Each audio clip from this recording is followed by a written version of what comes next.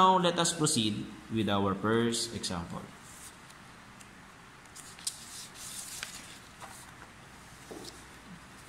So, with our first example, makikita natin dito, no? Ayan, no? Kitang-kita naman natin na integral 4 dx. So, dito, ito yan, no? Yung theorem number 3. According to the theorem number 3, pag nakakita ka ng constant, pwede mong ilabas doon sa ating integral sign. Okay, so nakakita tayo ng constant, ilabas natin. So, magiging 4 integral dx. Okay, so tapos na ba siya? Hindi pa. Kasi napansin natin na nung nailabas natin si 4, ang naiwan na lang ay si integral tsaka si dx. So, let us recall the theorem. Okay, so nakita natin ito. No, yung theorem number 1. Pag natira na lang si integral tsaka si dx, siya ay magiging variable x. So, lumalabas lang na merong 4 times x plus c. Okay, so lalabas dito na pagka nagdikit yung integral sign tsaka dx, x lang naman yan. Okay, so plus c. So this will be our answer. So tapos na siya dito. Okay, so ganoon na siya kasimple. And then, kung duda kayo sa sagot nyo, as what I told you, ito yung original function natin. This is our derivative, no? So ito, itong part na to yung naging derivative natin. So kung gusto nyo i-derivative ito, okay, at nag-arrive kayo dito sa ating integrand. Okay, so by the way, no, note lang din na yung nasa gitna ng ating integral sign at dx ay tinatawag nating integrand, no? Okay, so kapag nag-derivative tayo, bumalik tayo sa ating integrand, therefore the answer is correct.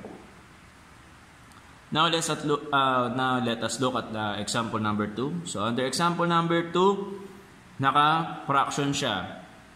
Okay? So, dito sa theorem natin, wala tayong nakitang fraction except this one. However, hindi naman siya magkamukha. So, ang gagawin natin dito, didiskartehan natin siya para maging magkamukha. So, ibig sabihin, i-rewrite natin to bilang integral of x to the negative 5 dx. So, kung mapapansin natin, bakit naging negative 5 ito? No? Kasi yung ating denominator, inangat natin. So, ibig sabihin, yung exponent ay magiging negative. So, same lang din, no? Concept doon sa differentiation.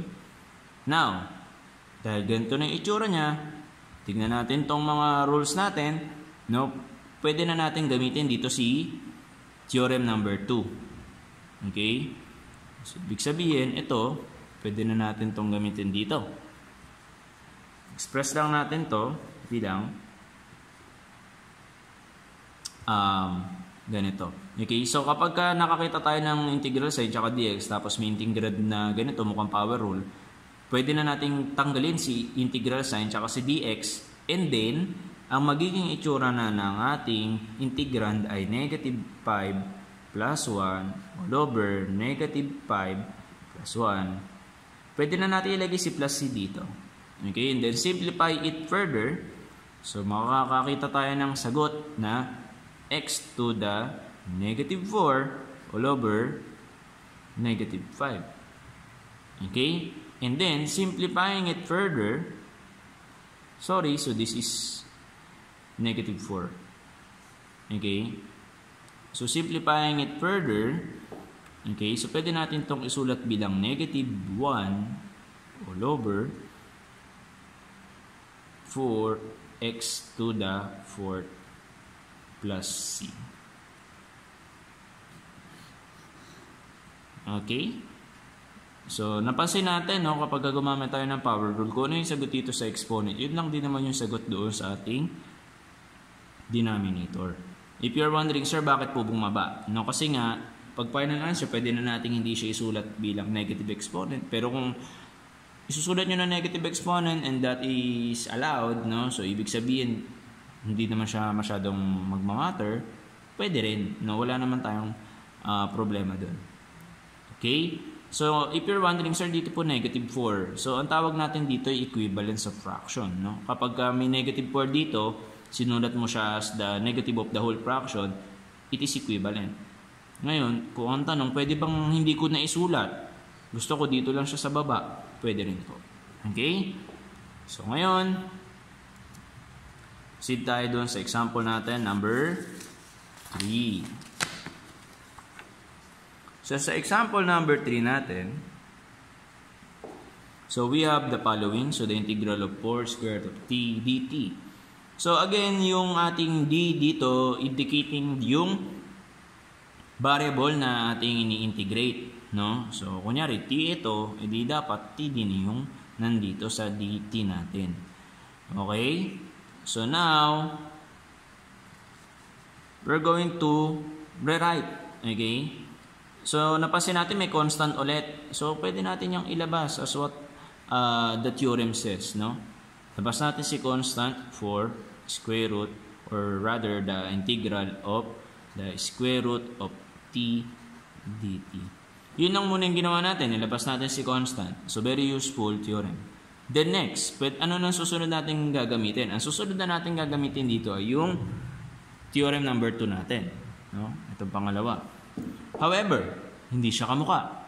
Okay, so ngayon, gagawin natin siyang kamukha. So, for integral of t to the 1/2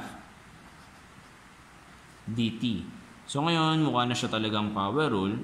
So, ngayon na mukha na siyang power rule, pwede na natin yung isulat bilang for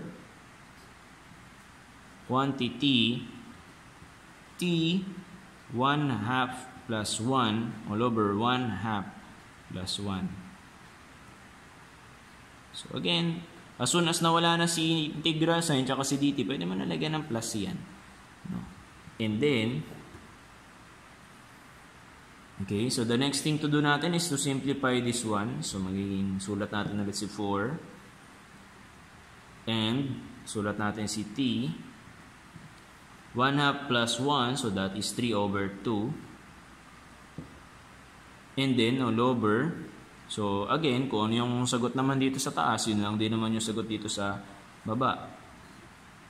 Plus c. So, this is not yet the final answer kasi kung makikita natin, napaka-complex nito, no? Complex fraction siya. However, hindi naman to magiging mahirap kasi pagka may fraction tayo sa baba, yung denominator nito, ilalagay mo lang siya dito sa numerator. Okay, katulad nito, nakita mo 3 over 2. So, ibig sabihin, yung denominator, ilalagay mo lang siya dito sa taas, no? Dito sa numerator. So, pwede natin yung isulat bilang 4 times 2t to the 3 over 2 all over 3 plus c. And then, simplifying it further, no? So, pwede pa natin yung i-simplify. Multiply mo si 4 dito sa 2. So, magiging 8 t to the 3 over 2 all over 3 plus c. Okay, so this is the final answer natin. Okay, so now, let's proceed now to the next example. Example number 4. So, sa example number 4, di pa rin yung gamit nating variable, which is, wala naman tayong problema doon, no? Variable lang naman yan. Pwede tayo magpalit talaga yan. Okay, so ngayon, ang given natin is the integral of t quantity 2t minus 3 square root of t dt. So, the first thing that we're going to do here, okay, so hindi mo kasi pwedeng i-distribute agad si integral sign tsaka si dt. Hindi ganun yung format ng ating theorem. So, ang gagawin natin dito, okay, so, ang gagawin natin dito ay i-distribute muna natin itong t na ito dito sa ating quantity. So, pwede ba yun? Pwede yun. Okay? So, magiging integral of t times 2t. So, that is 2t square minus 3. Okay? So, alam natin na itong square root of t ay t 1/2. So, since na nag-times tayo ng t dito, okay, so that will be times t. Okay, so isusulat natin yan mamaya ng mas maayos. Then dt. So sulat natin ito ng mas maayos. So magiging integral of 2t square minus 3 times t to the 3 over 2 dt. So ngayon magpapansin nyo, no? Bakit naging 3 over 2? Naging 3 over 2 kasi ito, yung 1/2 times t is equivalent to 1/2 plus 1. Okay, so bakit po may 1? Kasi may 1 itong exponent na to. Remember the rule of exponent, no? Same base. Pag same base tayo, nag-add tayo ng exponent. No? So dito, pinag-add lang natin si 1/2 tsaka si 1. So that is 3 over 2. Now, pwede na natin i-distribute ngayon yung ating integral tsaka yung dt. Yung ating theorem number 4. Okay, so rewrite lang natin ito. So rewrite natin yan. So magiging integral of 2t squared dx minus integral of 3t 3 over 2 dt. Sorry, so this is dt. Okay, so ngayon na nasulat na natin siya na mas tama, pwede na natin tong i-simplify pa. So labas muna natin lahat ng constant, so magiging 2 integral of t squared dt minus 3 integral of t 3 over 2 dt. And then, pwede na natin itong gamitan ng theorem number 2, which is the counterpart of the power rule. So magiging 2, so quantity, pansin natin, no, magiging quantity na kasi pagka nag-i-integrate na tayo, nawawala na yung integral sign tsaka yung dt. So magiging t2 plus 1 yan over 2 plus 1 minus, no, 3 quantity t3 to the 2 3 over 2 plus 1 all over 3 over 2 plus 1. Okay. So, ayan. And then, simplify lang po natin to. So, sulat natin siya dito. So, magiging 2 t to the 3 all over 3 minus 3. Ito, medyo magpa-fraction lang po tayo dito, no? So, 3 over 2 plus 1. So, that is equivalent to 5 over 2. All over, okay, so all over 5 over 2 lang din. And remember yung sinabi nating shortcut kanina, no? Kung ano yung denominator nitong nasa baba, iaangat mo lang siya dito. So, to rewrite our final answer, so that's 2. Okay, so by the way, no, pwede na natin itong sulatan ng plus c dito. Okay, so magiging 2t to the 3 all over 3 minus 3 2 to the t 5 over 2 5 plus c.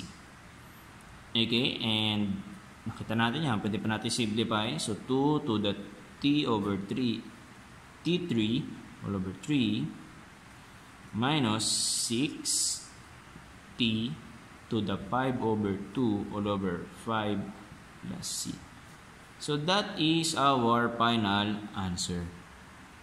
Okay, so dito sa example na to, no, medyo napagamit tayo ng marami-raming fraction.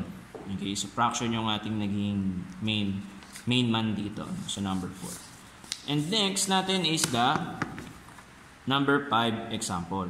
Okay, so under the number 5 example, okay, so nakita natin ulit, wala na naman tayong ganitong theorem. Okay, so the main concept of the integration, didiskarta natin kung paano iikot dito sa 4 muna. Okay, so that's the concept.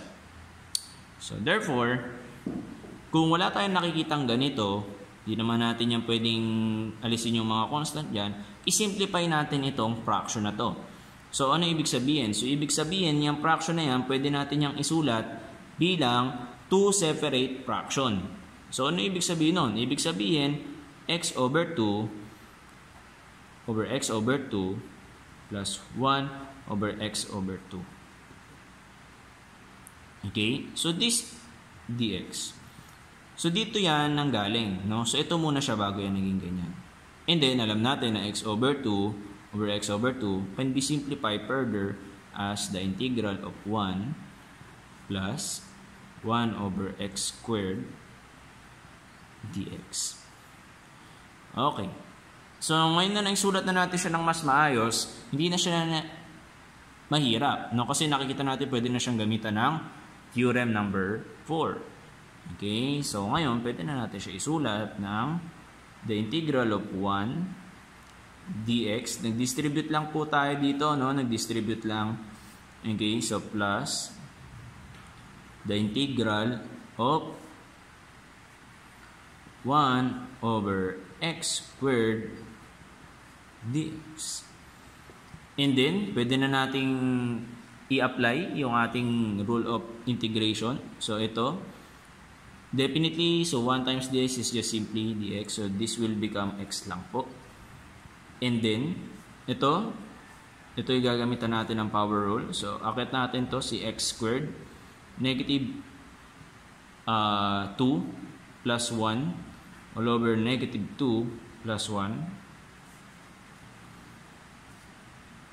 And then, simplify it further natin. So this will become x plus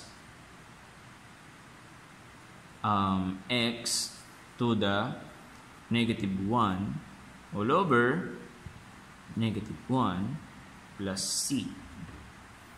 And then, so we can simplify this further. So by rewriting it, so magiging x minus 1 all over x plus c. And this could be your final answer po to the given example. Okay, so as you can see, medyo marami yung ating procedure pero hindi naman siya masyadong mahirap, no? So variation yung ating mga example para mas makita natin yung iba't ibang methods, techniques na pwede natin gamitin. Okay, and that's all for this video. Thank you.